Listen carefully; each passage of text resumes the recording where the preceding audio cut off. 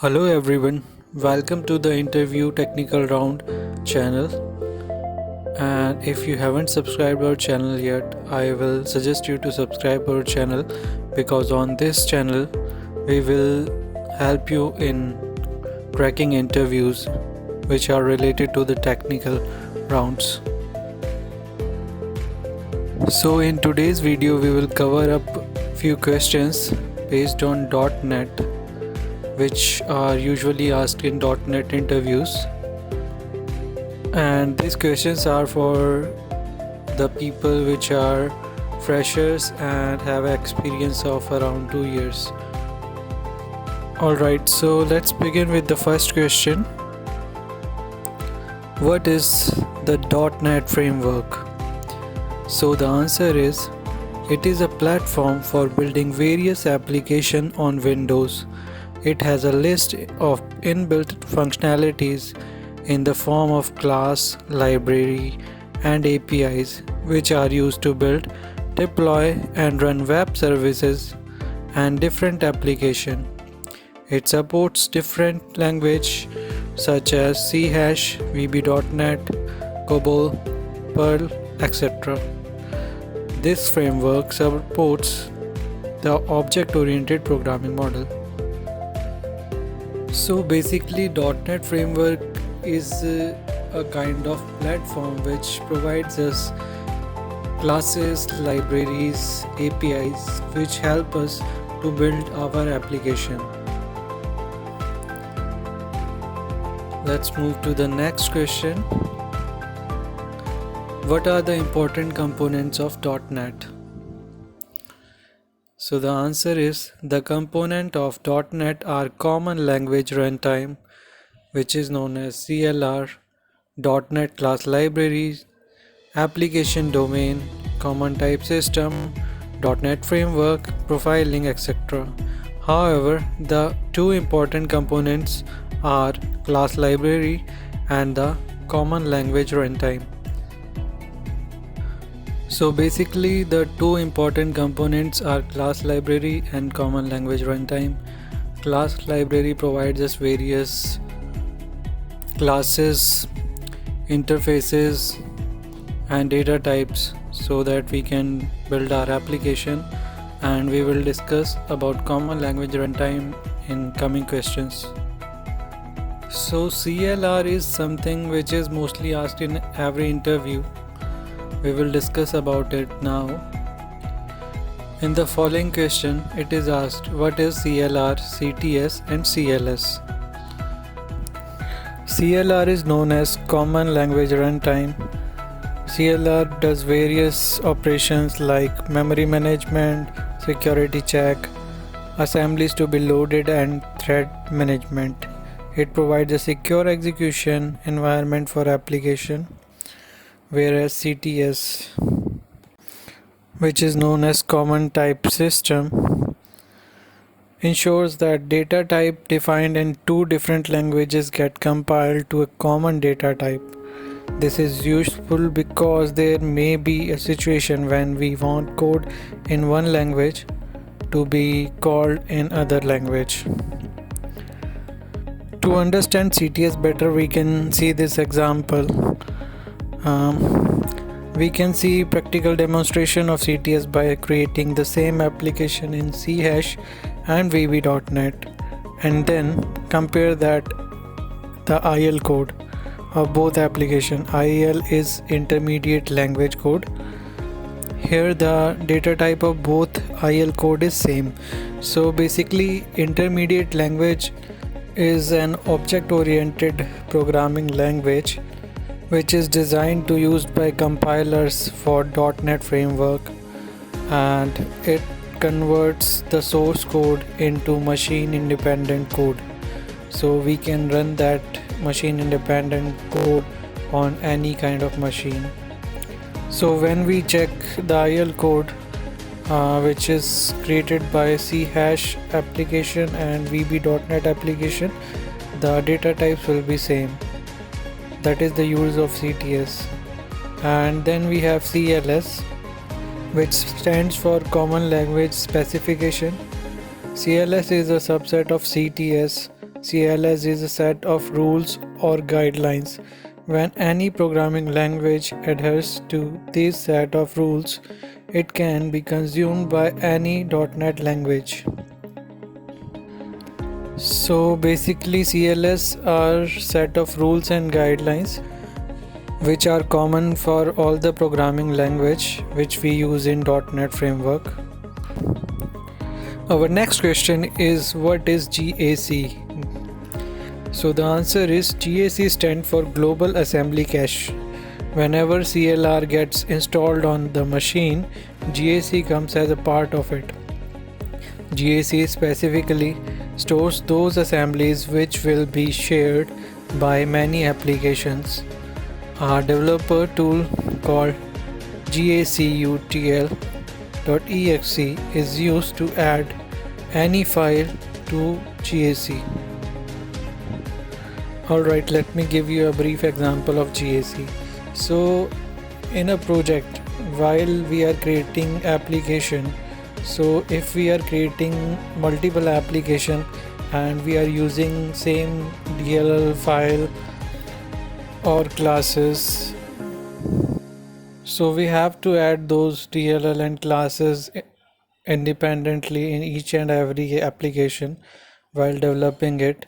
So instead of doing that, what we can do is we can declare that particular DLL and classes in global assembly cache, and then we don't have to declare it each and every time whenever we are building a new application. Our next question is, what is meant by globalization and localization? So let's read the definition first. Globalization is nothing but developing application to support different languages. Existing application can also be converted to support multiple cultures, whereas localization means changing the already globalized app to cater to a specific culture or language.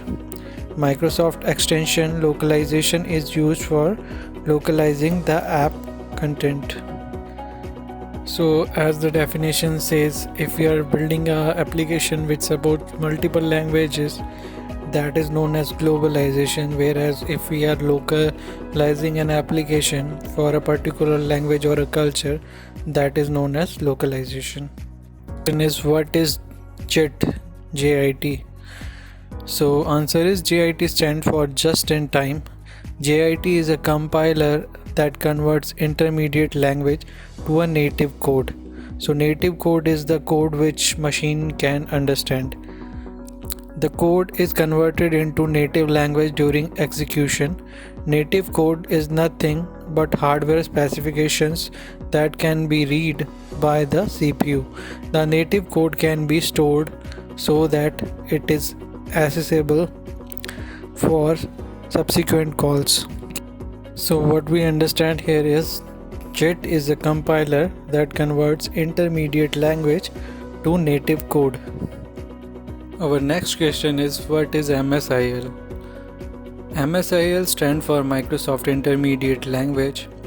MSIL provide instructions for calling, methods, initializing and storing values, operations such as memory handling, exception handling, and so on. All .NET codes are first compiled to IL, intermediate language. The JIT converts the source code in intermediate language. All the instructions are saved, that how it has to store the values of the variables and when it has to call any methods. So that all is declared in intermediate language. Our next question is, what is meant by managed code and unmanaged code? The code that is managed by CLR is called managed code. This code runs inside CLR, hence it is necessary to install the .NET framework in order to execute the managed code.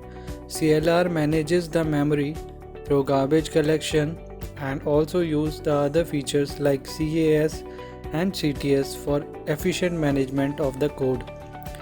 Whereas unmanaged code is any code that does not depend on CLR for execution. It means it is developed by any other language independent of .NET framework. It uses its own runtime environment for compiling and execution. Code that is managed by CLR is known as managed code, and the code which is not dependent on CLR for execution is known as unmanaged code. Question is, how is a managed code executed? So the answer is, follow this step while executing a managed code. Choosing a language compiler depending on the language in which the code is written. Converting the above code into intermediate language by its own compiler. The intermediate language is then triggered to CLR, which converts the code into native code with the help of JIT, execution of native code. So the first step will be, we will use a language compiler, and it will depend on which language we are writing the code.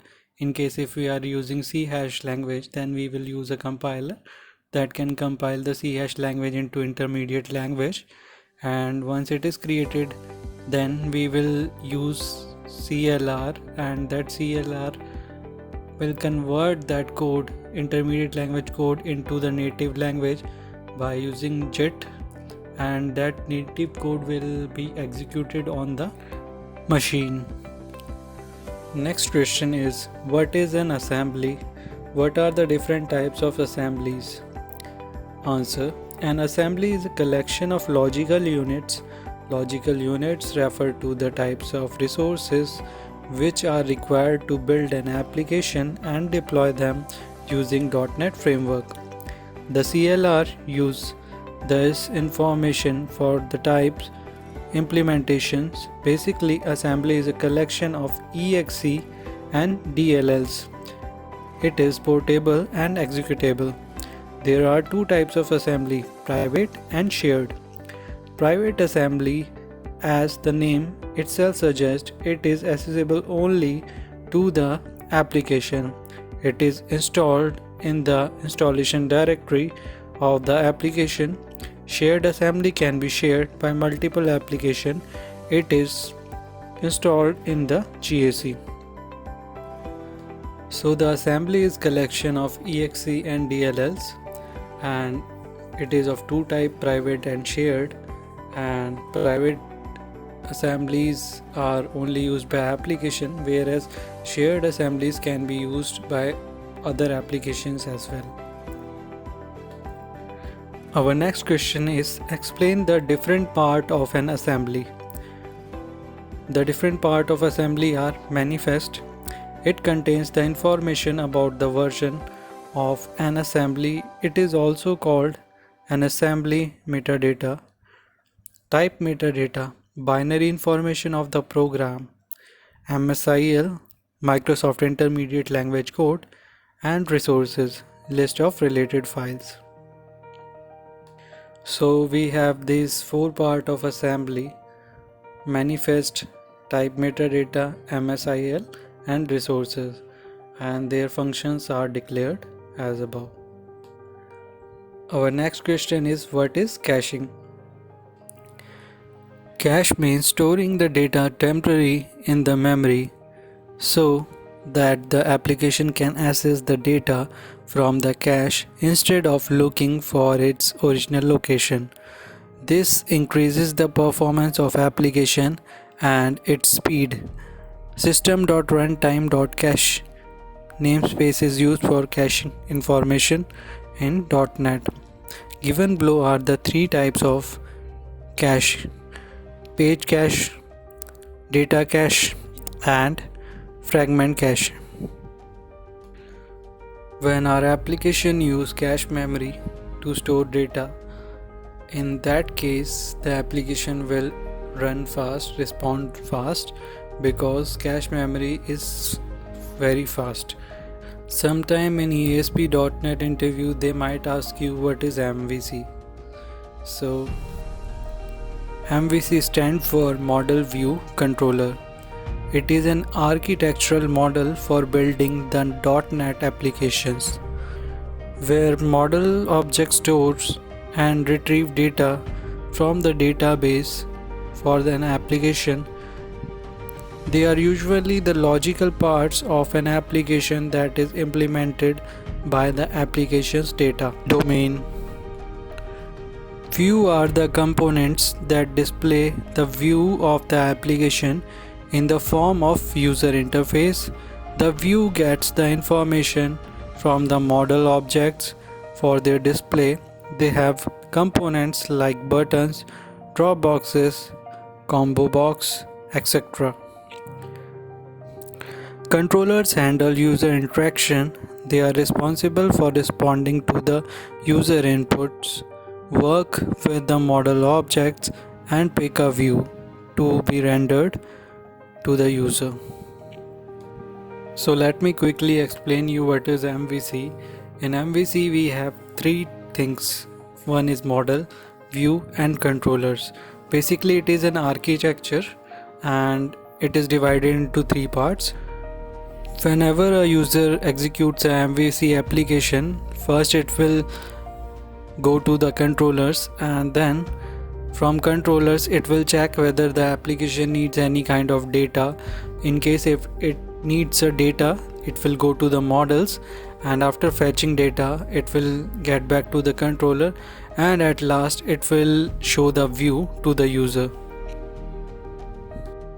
So in this video we have seen 15 questions which is basically asked in .NET interviews.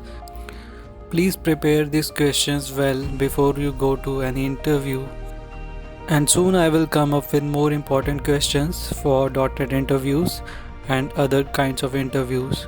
So stay tuned and do not forget to subscribe our channel. Thank you so much for watching the video. See you next time. Bye bye. Take care and all the best for your future.